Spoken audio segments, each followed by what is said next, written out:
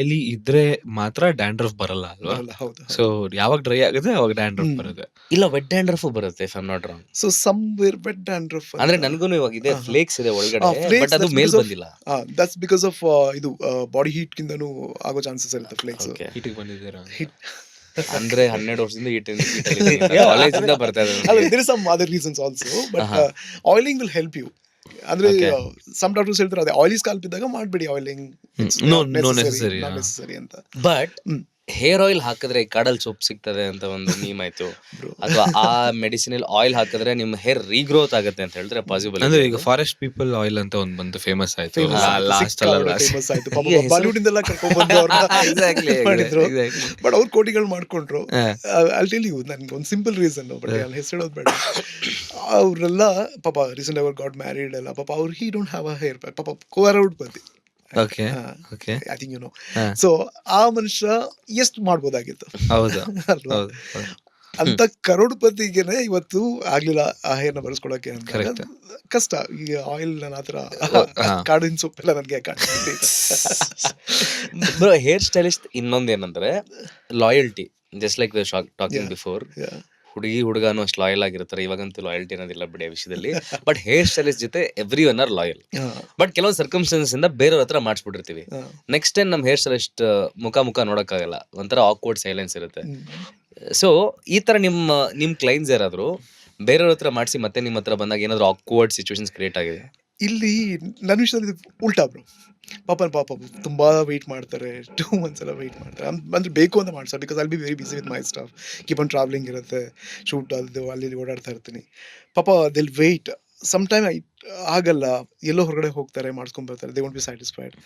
ಅವ್ರು ಮತ್ತೆ ಬಂದಾಗ ಅಲ್ಲಿ ಉಲ್ಟಾ ಇರುತ್ತೆ situation. I am so sorry, ನಾನು ಸಿಗೋಕ್ಕಾಗಿಲ್ಲ ಅಂತ ನನ್ನಲ್ಲಿ ಉಲ್ಟಾ ಕೇಸ್. ಸಿಗೋಕ್ಕಾಗಿಲ್ಲ, ಅಲ್ಲಿ ಮೇಕ್ ಇಟ್ ರೆಡಿ, ನಾನು ಅದು ಸರಿ ಮಾಡ್ತೀನಿ ಅಂತ ಹೇಳಿ ನಾನು ಮಾಡ್ಕೊಳ್ತೀನಿ. ನಂದ್ರೆ ಅದು ಉಲ್ಟಾ.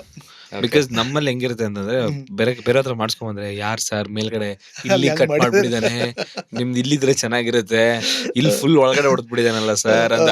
ನನ್ಗೆ ಅರ್ಧ ಗಂಟೆ ಅವ್ನಿಗೆ ಸಮಾಧಾನ ಮಾಡೋದೇ ಕೆಲಸ ಆಯ್ತು. ಏನೋ ಆಗೋಯ್ತು ಬಿಡಿ, ಎಲ್ಲೋ ಬೇರೆ ಕಡೆ ಇದ್ದೆ, ಅಲ್ಲೇ ಮಾಡಿಸ್ಕೊಂಡೆ. ಹಂಗೆ ಆಮೇಲೆ ಇನ್ನೊಂದೇನಾಗುತ್ತೆ, ನಾನು ಹೇಳ್ದಂಗೆ hair stylist should be educated ಇರಬೇಕು, ಸ್ವಲ್ಪ ಅಪ್ಡೇಟೆಡ್ ಇರಬೇಕು. ಅಂದ್ರೆ ಪಾಪ ಇವಾಗ ಯೂಟ್ಯೂಬ್ಸ್ ಇದೆ, ಆಮೇಲೆ ದೇರ್ ಇಸ್ ಇದು ಚಾಟ್ ಜಿಪಿಟಿ, ತುಂಬಾ ವಿಷಯಗಳಿದೆ, ತುಂಬಾ AI generated. Even content creators ಸುಮಾರು ಜನ ಇದ್ದಾರೆ, ಒಳ್ಳೆ ಕಾಂಟೆಂಟ್ ಕ್ರಿಯೇಟರ್ಸ್. ಸೊ ಏನಾಗುತ್ತೆ, ಪಾಪ ಮೇಜರ್ ಆಗಿ ನಮ್ಮ ಹೇರ್ ಸ್ಟೈಲ್ಸ್ಗಳು they have to be little updated. ಏನಾಗುತ್ತೆ, ನಮ್ದು ರೀಸೆಂಟ್ ಆಗಿ ನಮ್ಮ ಡೈರೆಕ್ಟರ್ ಸರ್ ಒಬ್ಬರಿಗೆ ನಾನು ಸಿಗೋಕ್ಕಾಗಲಿಲ್ಲ on time. They had some shoot. Okay, ಅವ್ರು ಏನ್ ಮಾಡಿದ್ರು, ಪ್ರಶಾಂತ್ ಕಾಲ್ ಮಾಡಿದ್ರು. I was in somewhere, like bro I'm sorry I can't meet you. So he went somewhere. ಅವ್ರಿಗೆ ಯಾಕಂದ್ರೆ updated styles, we give some harsh and all, we do some creative stuff. ಅಲ್ಲೇನಾಗುತ್ತೆ, ಆ stylist ಹತ್ರ ಹೋಗಿದ್ದಾರೆ, ಅವ್ನು ನಾನು ಉಲ್ಟಾ ಹೇಳ್ಬಿದ್ದಾನೆ. ಏನ್ ಸರ್ ಸ್ಟೈಲಿಸ್ಟ್ ನೀವು ಉಲ್ಟಾ ಮಾಡ್ಬಿಟ್ಟಿದ್ದಾನೆ, ಸರಿ ಇಲ್ಲ, ನಾನು ಸರಿ ಮಾಡ್ತೀನಿ ಸರ್ ಅನ್ಕೊಂಡ್ರಿ ಏನೋ ಫುಲ್ ಬೇರೆ. ಈಗ ಅವ್ರಿಗೆ ಏನಾಗುತ್ತೆ, ಅವ್ನು ಹೇಳ್ಬಿಟ್ಟು ಅದನ್ನ ಸರಿ ಮಾಡಿ, ಇಲ್ಲಪ್ಪ ಅದು ಟ್ರೆಂಡು, ಅದನ್ನ ಹಂಗೆ ಫಾಲೋ ಮಾಡೋದು, ಮತ್ತೇನಾದ್ರು ಮಾಡ್ಬಿಡ್ತಾನೆ, ಮತ್ತೆ ಹಾಳು ಮಾಡ್ಬಿಡ್ತಾನೆ ಭಯಕ್ಕೆ. ಸರಿಯಪ್ಪ ಸರಿ ಮಾಡೋದು ಕೂತ್ಕೊಂಡ್ಬಿಟ್ಟಿರ್ತಾರೆ. ಸೊ ಅದಾಗತ್ತೆ. ಅವ್ನು ಕರೆಕ್ಟಾಗಿ ಮಾಡಿದ್ರೆ ಓಕೆ, ಪಾಪ ಅದೇನೋ ಆಯ್ತು, ಆಮೇಲೆ ಮತ್ತೆ ಸರಿ ಮಾಡಿದೆ, ಇಟ್ಸ್ ಓಕೆ. ಆ ಚೇರ್ ಮೇಲೆ ಕೂತಾಗ ನೀವ್ ಏನ್ ಮಾಡಿದ್ರು ನಾವ್ ತಗೊಳ್ಳೇಬೇಕು ಅನ್ನೋ ತರ. ಯಾಕಂದ್ರೆ ಇಲ್ಲೊಂದ್ಸರಿ ಕಟ್ ಹಾಕಿದ್ಮೇಲೆ ಇಲ್ಲ ಹಂಗೆ ಬಿಡು ಅಂತ ಹೇಳಕ್ಕಾಗಲ್ಲ, ಅದಕ್ಕೆ ಮ್ಯಾಚ್ ಮಾಡು ಅಂತ ಹೇಳಲೇ. ಅದಕ್ಕೆ first what I do before doing anything, I just talk to them for 10 minutes. So ಅವ್ರ ಪ್ರೊಫೆಷನ್ ಏನು, ಅವ್ರು ಏನು ಮಾಡ್ತಾರೆ, what they wear most of the time, ಅವ್ರ ಸ್ಟೈಲಿಂಗ್ ಏನು ಮಾಡ್ತಾರೆ, ಯಾವ್ದು ಈಸಿ ಆಗುತ್ತೆ. ನಾನು ಅಲ್ಲಿ ಫಸ್ಟ್ ಅವ್ರದ್ದು ಇದನ್ನ ಅರ್ಥ ಮಾಡ್ಕೊಂಡ್ಮೇಲೆ ವಾಟ್ ವಿಲ್ ಸೂಟ್ಸ್ ಯು ಅನ್ನೋದನ್ನ ನಾನು ಅವ್ರಿಗೆ ಫಸ್ಟ್ ಹೇಳ್ತೀನಿ. ಸಮ್ ಇಮ್ಯಾಜಿನ್ಸ್ ಅಲ್ಲಿ ಫಾರ್ ರೆಫರೆನ್ಸ್ ಅಲ್ಲಿ show them, like this is what I am going to give you, this will works for you ಅಂತ ಹೇಳಿ.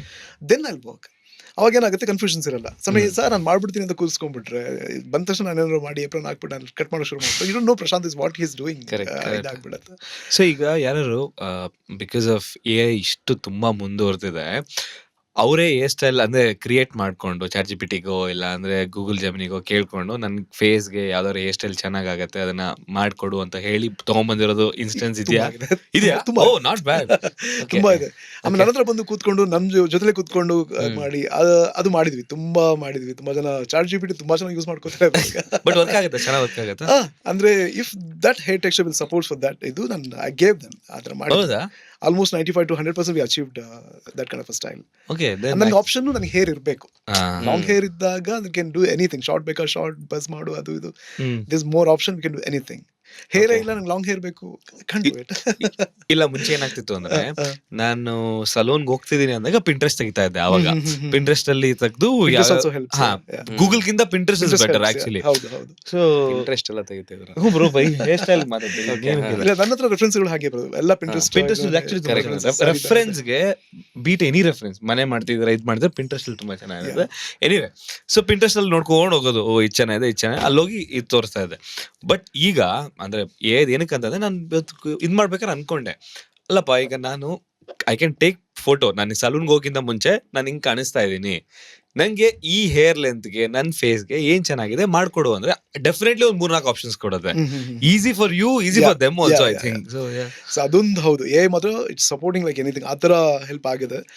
ಅಂಡ್ ಒಂದು no I can beat our profession, that is ಅದಿದೆ. It can help you, it can help you out. I agree with you. ಆಮೇಲೆ ಅದು ಆಗುತ್ತೆ bro.